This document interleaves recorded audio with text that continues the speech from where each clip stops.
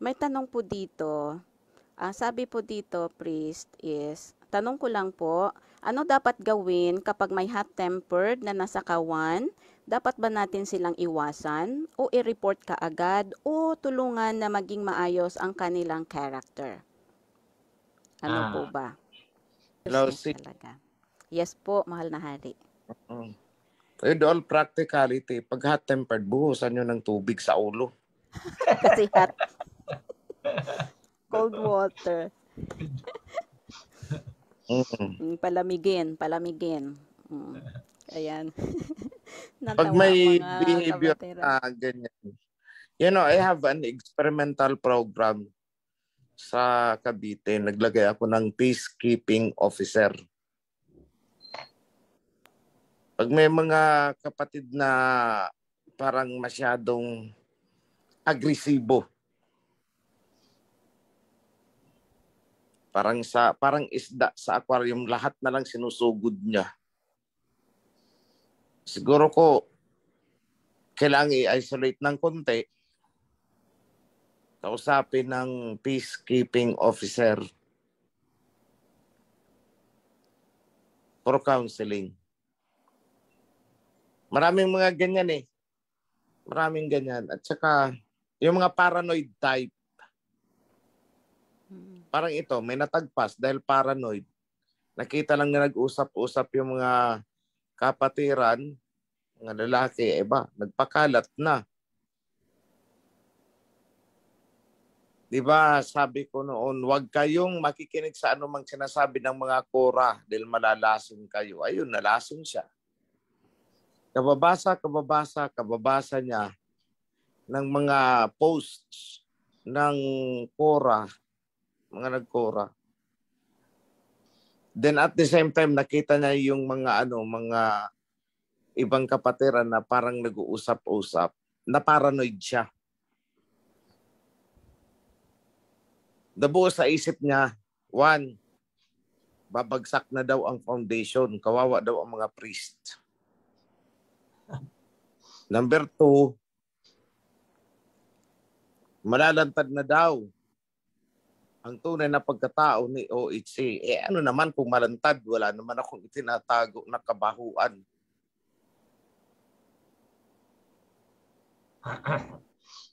So dahil sa ganun, nagpapakalat siya, meron tayong rules na kapag ikaw ay nagpapakalat ng isang impormasyon, fake news o ano paman, na pwedeng ikasira ng pananampalataya ng isang tao na sasabihan mo dyan, na pwedeng ikilaglag ng ibang tao, ibang kapatiran na sasabihan mo dyan, at pwedeng magresulta sa pagkakawasak o pagkakasira-sira ng isang chapter o kawan, ikaw ay tatagpasin. So natagpas siya. So ano ang mali niya? Hindi siya nakinig sa sinabi namin na putulin ang anumang ugnayan sa mga nagkora. Tigas ulo eh.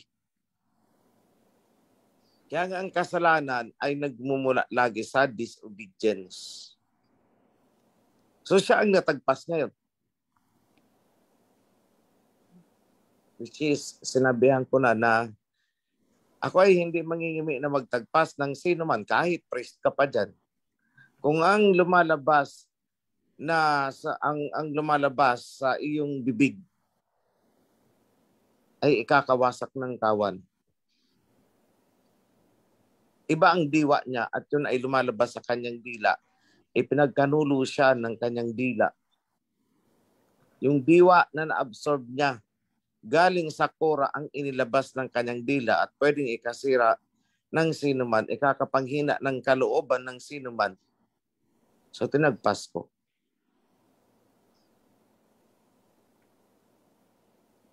Nandiyan yan sa Book of Revelation, yung mga coward,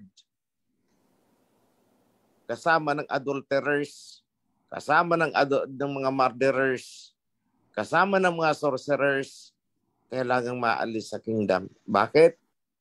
Ikakasira ng kawan. So I'd like to take this opportunity to remind everyone, Kapag nakikita ninyong iba ang sinasabi at wala naman na sa ating kawan, wag na ninyong sayangin ang oras ninyo dyan.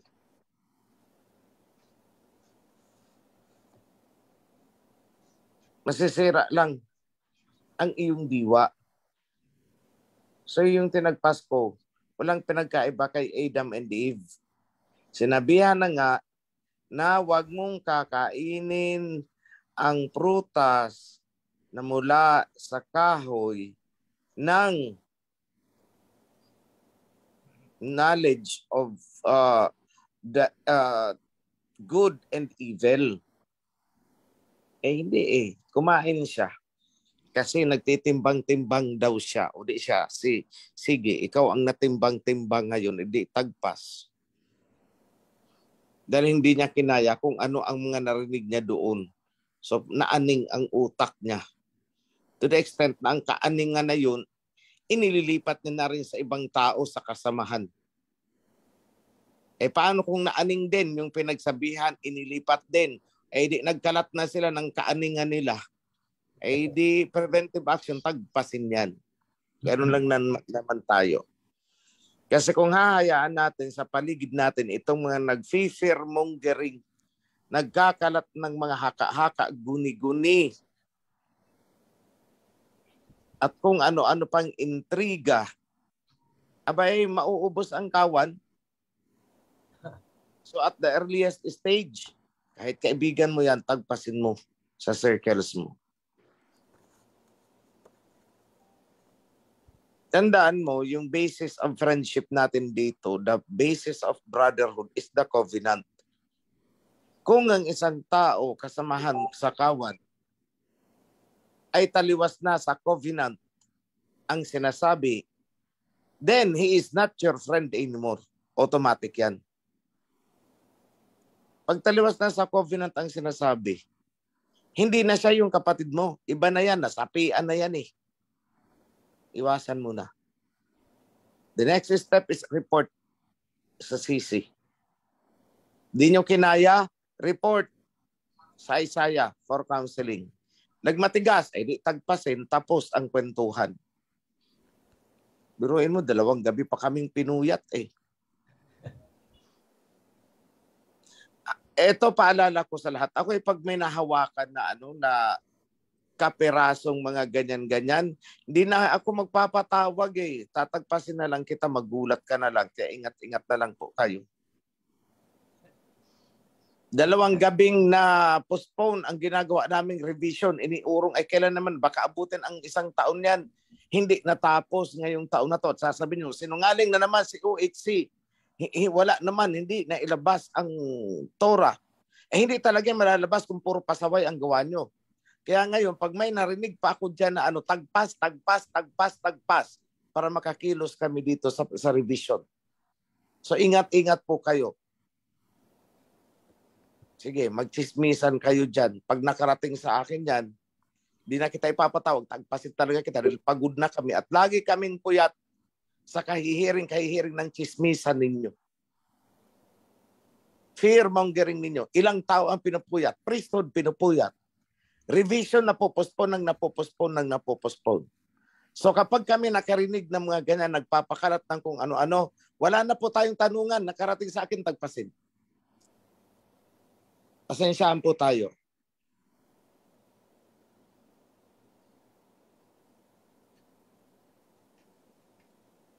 So kung ayaw mong matagpas, umayos ka. Bantayan mo ang sarili mo.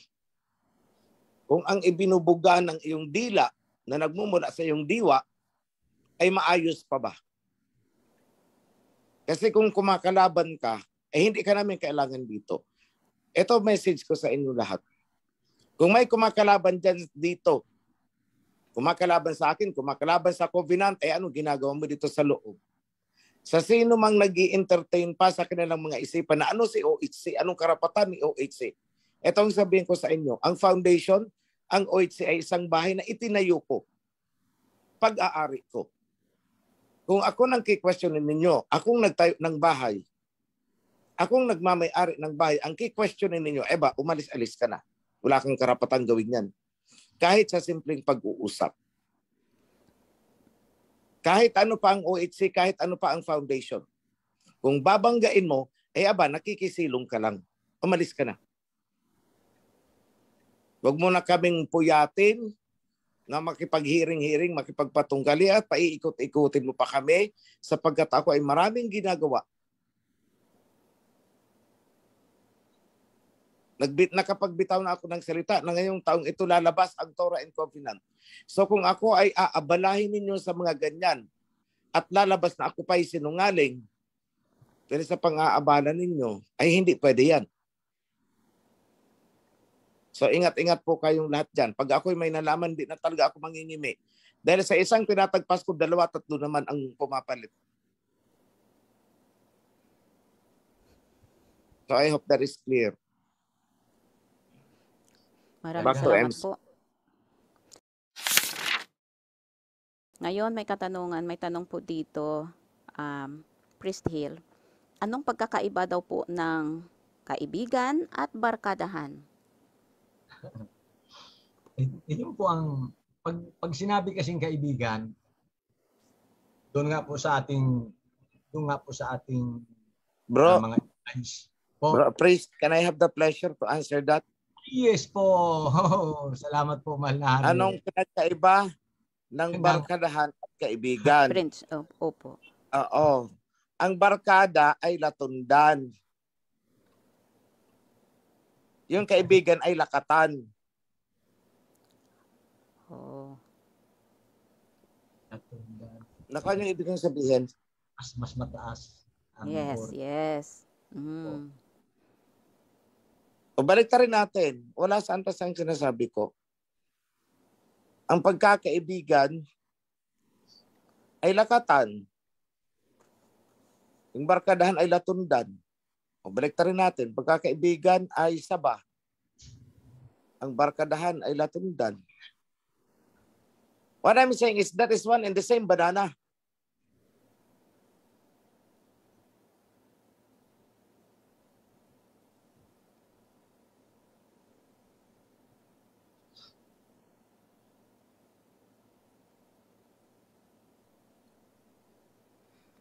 Okay po, kapatid. Okay, one and the same banana po yan.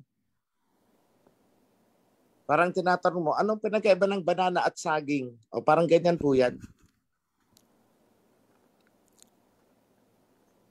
Okay. Baka naitanong po, mahal na hari, kasi sabi sa atin dito sa sa loob ng kawan, bawal ang barkadahan. Baka yun po yung niya. Okay. Ganito po yan. Bawal ang barkadahan pagdating sa decision making.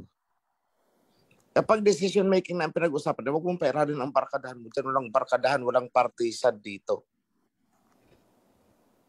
Pero sa essence of closeness, wala namang problema dyan sa barkadahan. Sa totoo lang mas magiging close pa nga kayo Pero kung ang barkadahan nyo ay gagamitin na ninyo sa katiwalian, ay ibang usapan yan. Yun ang sinasabi namin, walang barka-barkadahan kapag decision making ang pinag-uusapan. Okay po. Yun po yun. Okay, babasahin ko po, priest, at saka sa mga parian natin, lalo po sa mahal na. Sabi, dito, pasensya na po, this is out of topic. For curiosity's sake, curiosity can kill a cat daw. May I know if Mount Zion is in Casili, Laguna, its original name? Ano daw? Sabi niya po, may I know if Mount Zion in Casili, Laguna is original name? Mount Zion, or is it named only by our kawan? If so, what was its original name? Thank you po. Yun ang sabi po, mga hari. Kung yan was named only, mahalaga ba yun sa faith ninyo? Yun. Ayun na po, Ako na kapatid. magsasabi, hindi yan original name. Tayo ang nagtawag niyan. Ano ngayon? Opo. So, kapatid, narinig mo po ang sagot ng ating mahal na hari sa iyong curiosity po. Ayan. Tapos may isa po dito na tanong, priesthood po natin at sa mahal na hari. Ang tanong po niya is ito po. Ano daw po, gusto po niya malaman, maklarify po yung Zechariah chapter 13 ba yun? Let me check po.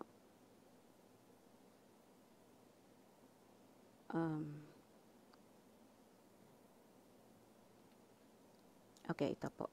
Sabi niya, ano po yung kahulugan daw ng Zechariah chapter 13 verses 7 to 9? Wala po akong corrected copy po. Ng Zechariah, anyone po? From MCIT po natin. May corrected copy ng Zechariah chapter 13 verses 7 to 9.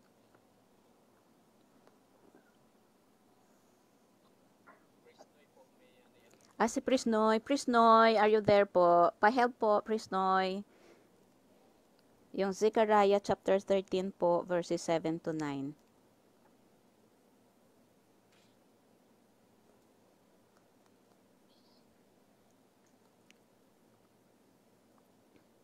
Okay, while waiting kay Prisnoy, may kapatid po tayo nag-raise hand. Okay, Sis Yolanda na from Benguet. Go ahead po sis sa inyong katanungan.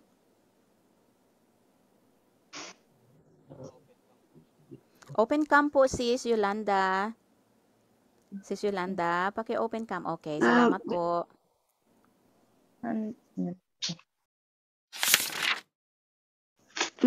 Tanong ko lang sana po kung kay kamahalan, kung kasalanan po ba ang mapag-isa? Kasi ako po ay napaka-sensitive. At hindi naman nakikipag-away, kaya lang konting napansin ko lang sa mga katrabaho ko or parang yung nasa isip ko kasi ay okay, sige, mas maganda na lang na tahimik na lang ako. Kasalanan po kaya yun yung pagka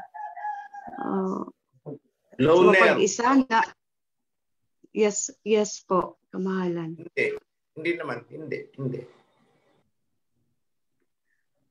Sabi nga Kasi kung magkakasala ka sa mga kasamahan mo, iiwanan mo. Kung mahal mo ako, nakahanda kang iwanan ng iyong magulang, kapatid, para sumunod sa akin. So, ibig sabihin, hindi kasalanan mapag-isa. Salamat, kamahalan. Kasi po, yung lesson po kasi kanina na kailangan maging friends at saka yung neighbors ay kailangang malapit.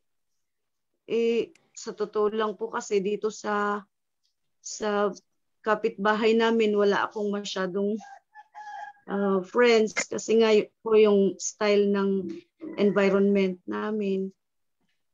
Sis, yung sinasabing neighbor dyan is neighbor na kapatiran kasi ang Torah ay binigay sa Israelites. Sama-sama sila noon. So yung neighbor na tinutukoy dyan is yung kasama natin sa kawan. Hindi yung neighbor natin na Babylonian. Ay, okay. Okay, maliwanag na po, kamahalan. Salamat. Thank you so much. Be blessed. Be blessed. Tatandaan, sabing ang iyong neighbor, ang iyong sister, ang iyong brother, ang tinutukoy niyan is Israelite na kasamahan natin sa covenant, hindi sila. Ibinigay ang Torah and covenant sa isang selected population o kayong population, tayong mga Israelites, ang sinabihan na dapat strong ang relationship nyo sa iyong kapitbahay. Yung kapitbahay, kasamahan natin Israelite. Yun ang context ng kasulatan. Thank you. Thank you, King. Alan. Okay. Mapagpalang araw po, Maranari, at lahat ng kapatiran. At tanong ko lang po, Maranari, yung tungkol sa sinabi ng Isaiah King Yahwasay sa Matthew 16:28 na ang sabi ay, truly I tell you, some who are standing here will not taste death before they see the Son of Man coming in His kingdom. Ang tanong ko lang po dito, mahal na hari, kung yung mga taong na yun na hindi makakatikim ng kamatayan ay nag-i-exist ba sila ngayon? O literal po ba silang tao na hindi mamamatay? Yun lang po. Sorry, sumasagot ako ng kami pala.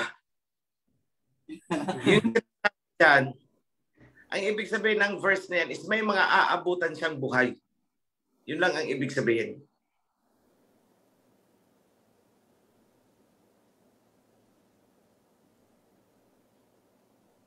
Kapatid, nakamute ka po. Nakamute ka po. Brother Rolando. Ang ibig parang sabihin doon, kamahalan ay yung mga nakatayo doon, hindi naman talaga literal na sila yon. Hindi. Hindi literal.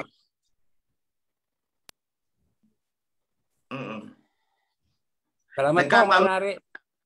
Doon kasi sila yung yung buhay pa noong panahon na yun. Pero kung i-carry over mo hanggang sa atin ngayon, umabot ang salita sa atin, yun ang sinasabi. Na some of you will not face death. Ibig sabihin, ang iba sa inyo ay aabutan kong buhay at hindi na makakatikim ng kamatayan. Yun yun. Opo, salamat po na maliwanag na po. Okay po.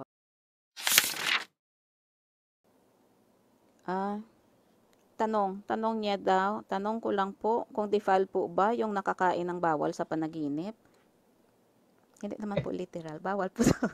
Bawal po daw ba, priest? Kasi sa panaginip niya, nakakain po siya ng bawal. Eh kung nasarapan siya at nabusog siya, na siya, defile. Okay, sunod po, may katanungan. Good morning po. Tanong ko lang po, paano kung mabait naman sa akin ang kaibigan sa labas ng kawan, pero labag sila sa katuruan or ayaw tumanggap sa katuruan ng covenant? Iiwasan din po ba sila? Salamat po. Alam mo, yung salitang iiwasan, i-clarify ko lang yan sa kanila. Hindi ibig sabihin na lalayuan mo. Hindi ibig sabihin na hindi mo nakakausapin. Ang ibig sabihin is huwag kang pai-impluwensya. Yun lang. Yada. Okay, maliwanag po. Kapatid, ang sagot ng ating mahal na hari.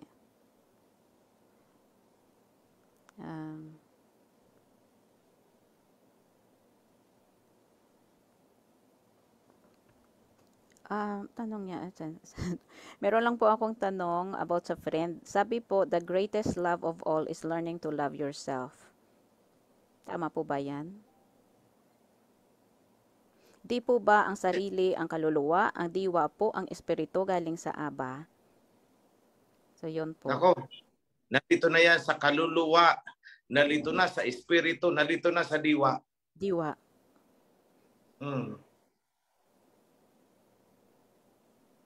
At saka sinong may sabi na ang greatest love of all ay ang pagmamahal sa sarili? Sino may sabi nun? Si Whitney Houston lang naman eh. Yung kanta po. The greatest love of all. Kaya Whitney Houston, dinadala nyo sa loob ng covenant. First commandment. Opo, first commandment. Love Abba with all your heart. Di po ba? With all your mind, with all your soul. Ayun po, ang greatest love. Okay. Okay.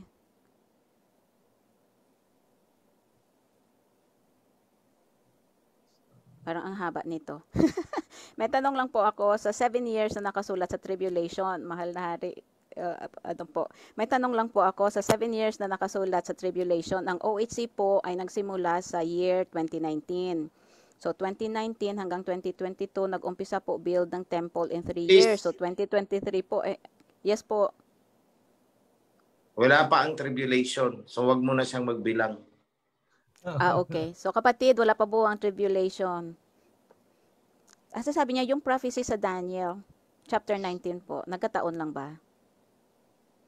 Na-amaze lang po daw siya kasi parang nagkakatugma talaga po. Yes. Hindi yan nagkatugma dahil complementary ang Daniel and Revelation. Hindi yan Okay. nagkataon. Tugma talaga yan. Okay. Hindi po parang Pero hindi kapatid. Ayun ang Hindi po Revelation. pa. Opo. Ngayon po, tawag tayo kapatid natin from Nueva Ecija. Hindi ko po makita ang pangalan. Kapatid, pasok po. Yang inyong katanungan, paki-unmute po. Pasok po, sis. Edgardo de Afra. Habang hinihintayan, gusto kong klaruhin Yes po. kanina. Sabi ko pinaghalo-halo na ang kaluluwa, ang diwa at espiritu. Opo.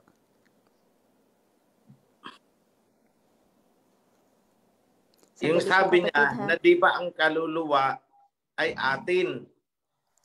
Ang diwa o espiritu ay galing sa Aba. Opo. Alam mo, may binasa kami kagabi. Ang sabi is, alam mo ba na kahit ang buhok mo ay hindi iyo? There is no such thing na atin. Dahil ang kabuuan natin ay hindi natin pag-aari. Kahit ang buhay natin ay hindi natin pag-aari. Wala tayo ni anumang pag-aari. So, klaruhin ko lang yan. Ang diwa at espiritu ay iisa. Yung salitang kaluluwa ay tayo ngayon. Basahin nyo sa Genesis yan. Matapos gawin si Adam, hiningan siya ng buhay, hiningan ng buhay, at siya ay naging buhay na kaluluwa. So ano ang kaluluwa? Tayo may laman at buhay. Tayo ang kaluluwa. Hindi yung multo na iniisip ninyo. Babylonian po yun. Yung soul sa Bible na sinasabi is tayo may physical, a living soul, a human being. Kaya kami, diyan sa Bible, lahat ng soul diyan, mga soul, pinapalitan namin ng human being. Yan ang problema sa sa pagkakatranslate ng Bible. May soul, may spirit. Tapos ang spirit gagamitin sa kung ano-anong contextual meaning. Kaya may spirit of love, may spirit na multo. Tapos may spirit na may persona. O yun, ganyan lawgaw kayo. Kaya yan ang inayos namin sa revision. Lawgaw. May spirit na multo. Tapos pagdating mo sa King James, ginawang ghost, multo, the Holy Ghost, o banal na multo. Okay, nalilito kayo. Okay po. So ulitin ko, espiritu, diwa, iisa yan. Consciousness. Kaya pag sinabing ang diwa ng tipan, ibig sabihin, spirit of the covenant or consciousness of the covenant.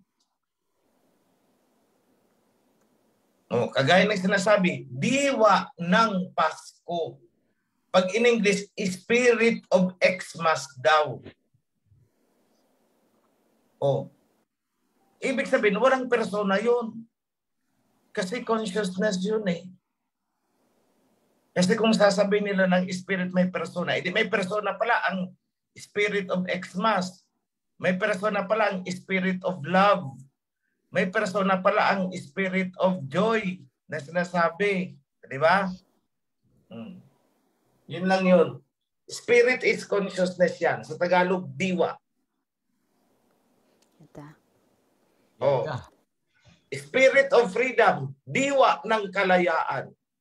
Spirit of EDSA, diwa ng EDSA. O wala pong persona ang diwa ng EDSA. Eh kung sasabihin na pag spirit may persona, hindi may persona pala ang spirit of EDSA. So naintindihan niyo na po ang usage ng spirit. Yung soul, pinag-i-interchange nila yan, soul at saka spirit. Iniisip nila yung pag namatay ka, may sumisingaw na multo sa katawan mo. Yun daw ang soul. Hindi po. Si Adam tinawag na soul. Noong siya ay buhay na, may katawan na. Tinawag siyang a living soul. Siya ay naging buhay na kaluluwa. So ang kaluluwa, ang soul, ay tayo ngayon. May physical na laman. Hindi yung multo na iniisip ninyo. Babylonian yun. Na soul, spirit, multo. Babylonian po yan.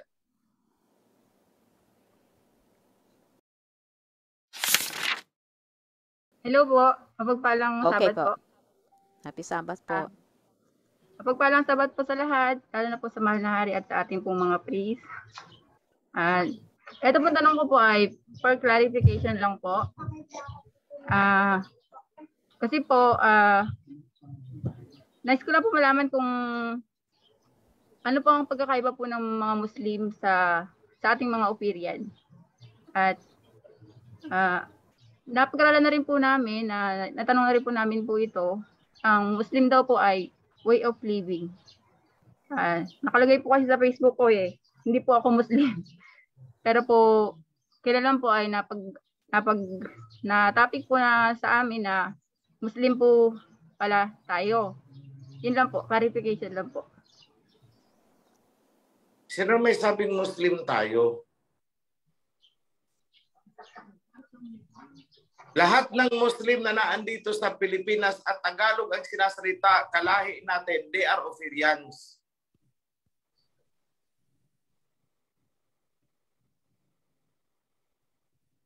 O ulitin ko, lahat ng nakatira dito sa Pilipinas, kalahi natin ay mga Operians. Pero hindi lahat ng Operians ay Muslim.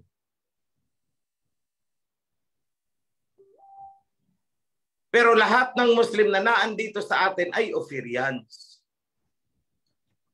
Because ang Operian is, kaya tayo tinawag na Operian, kasi nakatira tayo dito. Here. Nakuha ninyo, ang katumbas ng salitang Operian ay Pilipino. Tayo ay mga Pilipino. Kahit ikaw ay Muslim, Pilipino ka. O tayo ngayon, kahit ikaw ay Muslim, Operian ka. Kasi ikaw ay nakatira dito sa Ophir.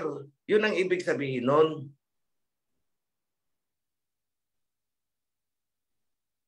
Ang Muslim, I don't know kung ano ang kinukonsider nila sa sarili nila. Kung sila ba ay religion, I don't know. Kung sila ba ay way of life, kasi ang religion is a way of life also. So I don't know. Kaya no comment ako. But one thing is sure, kitang-kita nyo naman na iba ang covenant na pinanghahawakan ng mga Muslim. Iba din naman yung covenant na pinanghahawakan natin. Ang pinanghahawakan ng mga Muslim ay yung covenant kay Ismael. Tayo, ang pinanghahawakan natin ay covenant na ibinigay through Moses mula pa sa panahon ni Noah pababa hanggang kay Moses. O yun ang mga covenant na pinanghahawakan natin. We shared in common sa circumcision. Kasi ang mga Muslim descended din naman kay Abraham.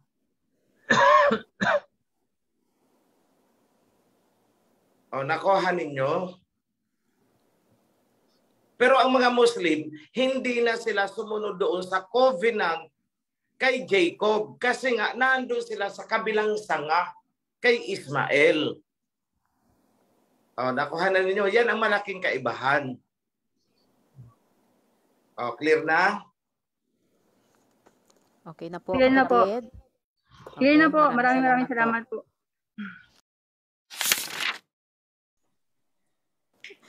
Okay po. Maraming salamat po, mahal na hari. Ngayon po si Priest Dato. Priest Dato, happy Sabbath po. Dapat sis may nagtatanong kanina ng Zechariah, ano yan? Opo, 13 verses 7 to 9 po. So, para sa nagtanong, mag-share screen po ako, King OIC, kung okay lang. May nagtanong daw po eh. Go ahead. Zekaraya verse 7 to 9. Ano yung tanong, sis, tungkol dito? Ang tanong niya po, ano po daw yung ibig sabihin po noon? Clarification, gusto niya i-clarify lang daw po. Anong ibig sabihin? Basahin ko na lang yung YC bago niyo sagutin. Awake sword against my shepherd, against the man who is close to me, declares Yahweh Alahayam. Strike the shepherd, and the sheep will be scattered, and I will turn against the little ones. In the whole land, declares Alahayam, 2/3 will be struck down and perish, yet 1/3 will be left in it. This third I will put into the fire. I will refine them like silver and test them like gold. They will call on my name, and I will answer them. I will say, they are my people, and they will say, Yahweh is our Alahayam.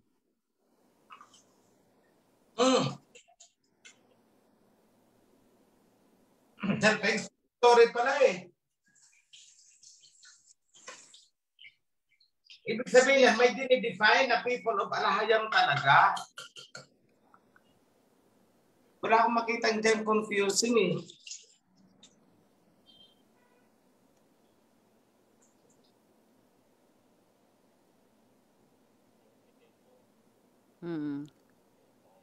Wala naman eh. Teka lang ha. Wait lang. Wait. Ang tanong niya pala is, ano ang kahulugan? Yun. Anong kahulugan? The shepherd, ano yan? Struck. The shepherd is scattered. Bakit hindi ko may enlarge ang screen ko?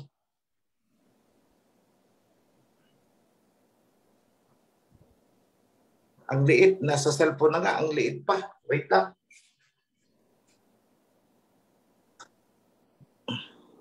Ayan po. Ginawa ko na pong 200%.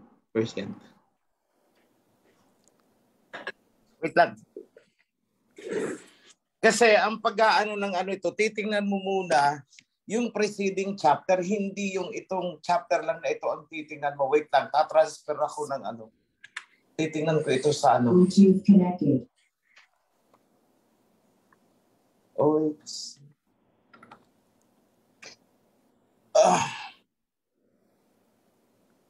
Zekaraya. Chapter 13 po. Control F. Wait lang.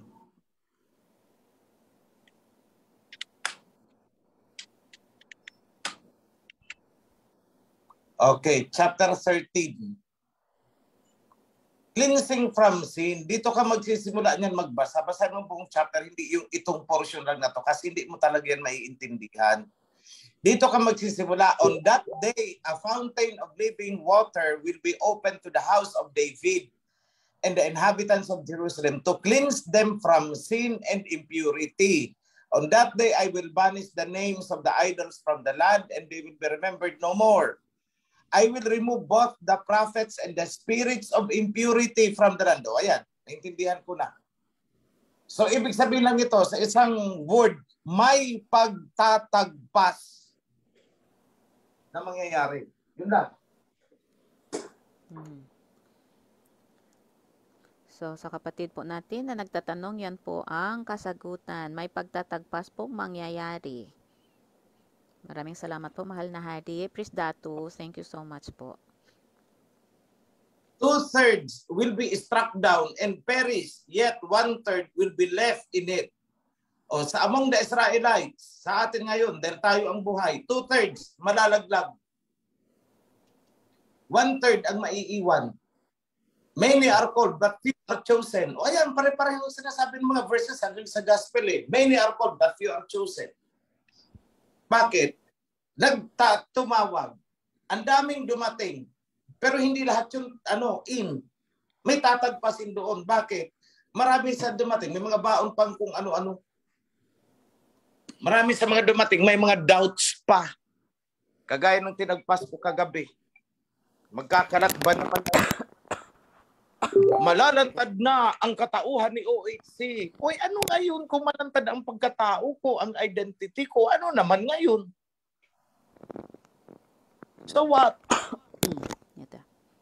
Hindi Hindi naman ako kriminal. Wala naman akong pinatay na tao. O ano ngayon? Anong gusto nyong palabasin na ilalantad? Hindi ilantad nyo. Tapos guguho na ang foundation. Kawawa ang mga priest. Yan ang diwa niya. Ikinakalat niya. Kaya bawat bulungan niya ng ganyan, pinanghihinaan ng loob. So ano ginawa ko sa kanya? Tinagpas ko. Yun, kasama siya dyan sa 2/3 na yan. Kaya ang mga ganyan na nagkakalat ng mga ganyang kwento, ay nako, huwag kayong pahuhuli sa Joshua. Huwag kayong pahuhuli kahit kanino. Magkalat ka ng ganyang marites, ay tagpas ka talaga, mapasama ka dyan. O yan o, mismo galing yan kay Prophet Zechariah eh. O, tingnan niyo yung, yung entry, cleansing from sin. O, napakalaking kasalanan. Baga sinabi ko sa inyo, napakalaking kasalanan sa covenant. Yung gagawa ka ng isang bagay na ikakawasak ng mga followers ng covenant. Eh magkakalat ka ng ganyang kwento. Marami ang malalaglag, maraming matitisod, maraming manghihina sa pananampalataya diyan sa inilalabas ng iyong dila. So that is a big sin against the covenant. In fact, that is a sin against the spirit of the covenant.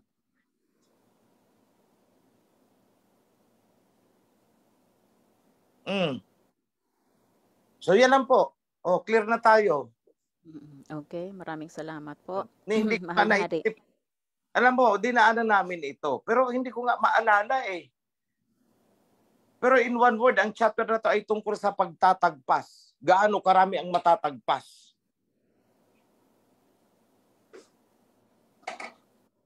So, kaya wag sasabihin na anong karapatan ni OHC para magtagpas. Kasi kung i-question ninyo ang karapatan ko para magtagpas, ang unang tanong ko, bakit ka pumasok? Sino ang bumuo? Kung sino ang bumuo, pwede siyang magtagpas. Si King Solomon, tinagpas ni King Solomon, pari pa, priest, tinagpas niya. So ibig sabihin, whoever heads the kawan, kung sino ang nag-ipon sa kawan, ibig sabihin, yun ang head. Yun ang ruler. Yun ang king. So, anong karapatan nun? Magtagpas mula sa kawan ng mga pasaway. So, ang laki pala ng mawawala o 2/3. 1/3 ang maiiwan. Oh, kasi ipupurify. So hindi ko ma-imagine kung sa 2/3 ng priesthood ang matagpas, 1/3 ang maiiwan ako. Ilan lang yan? 17 divided by 3. 6 ang matitira. Pagpalagyan natin 18 sila, 6 lang ang matitira. 12. Laglag. Naku, wag naman. Sana wag ma-apply sa priesthood.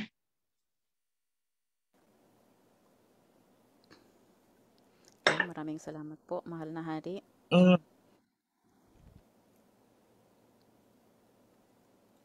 Kapatid, I hope na sagot po yung katanungan nyo at na-clarify po sa inyo kung anong ibig sabihin po niyan.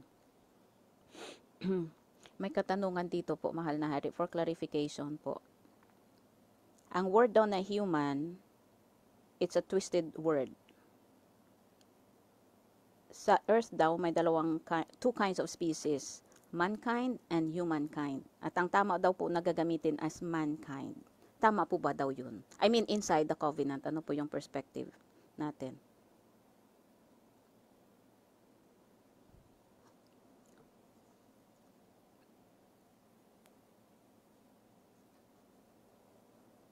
Mankind, human ba? Oh.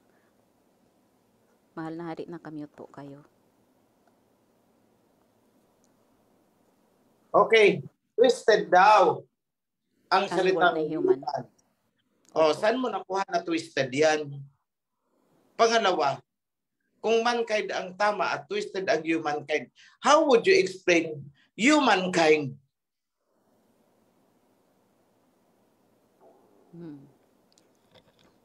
Alam niyo minsan, ang hermeneutics kasi ang pinaiiral niya. Kaya hindi niya nakuha ang contextual meaning. Merong mga parts sa pag-uusap o even sa kasulatan na hindi mo pwedeng gamitin ang mankind, awkward, pero fit ang salitang humanity. Mankind, humanity. They are used interchangeably depending on the context of the content. But saying humankind alone, human is a twisted word. Hindi ko alam kung saan galing na encyclopedia yan or whatever. Sige, pakitanong sa kanya kung saan niya nakuha na twisted yan. May ano daw po, may pinapanood po daw siya na video, pinafollow, na video ng isang chief judge ng Postal Federal Court. Ayun! Twisted in a legal sense. Alam nyo kasi, ang sa legal parlance, may mga specific functional usage yan.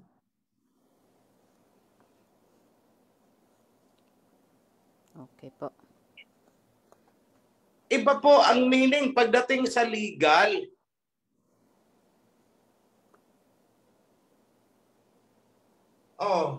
Magbigay ako ng isang example na word na iba ang meaning niyan pagdating sa legal. Help me. Kasi help me. O yung may mga pinag-aralan dyan sa law, bigyan niyo ako ng isang word na iba ang meaning sa ordinary usage, pero pag dinating mo sa court, iba ang meaning. O ito, ang naalala ko, terminate. Di ba tayo, ay na-terminate ako sa trabaho. Pero pag ginamit mo yan sa court, tatanungin ka ng judge, bakit? Pinatay ka ba? Kasi pag sinabi sa court na he was terminated, parang ang dating is pinatay.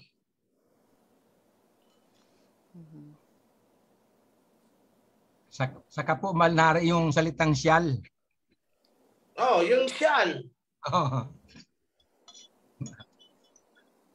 Di po ba? In ordinary usage, pag sinabi mong shall, you're simply describing a future tense. Opo. Pero pagdating sa sa legal pag sinabing shall, parang hindi ka sigurado. So we will replace that with must be or will be. I shall return. Hindi sigurado si MacArthur kung makakabalik nga siya. Opo. Pero pagdating po Pero sa legal, andun sa kanya na yung babalik siya. I shall return. Pero kung kailan, kung matutuloy, hindi siya sigurado. Pero pag sinabi niya sanang I will return, yun na andun na talagang sigurado darating siya. At saka yung word na may. Technical. I may not. Ibig sabihin, I may not allow this. Anong pagkaintindi nyo? Pwedeng hindi niya payagan or pwede niyang payagan. 50-50. Pag sinabi niyang I may allow it, ibig sabihin may pasubalik yun. Pwede niyang payagan, pwedeng hindi. Pero pag sinabi niyang I will allow it, 100%, he will allow it. Nakuha nyo?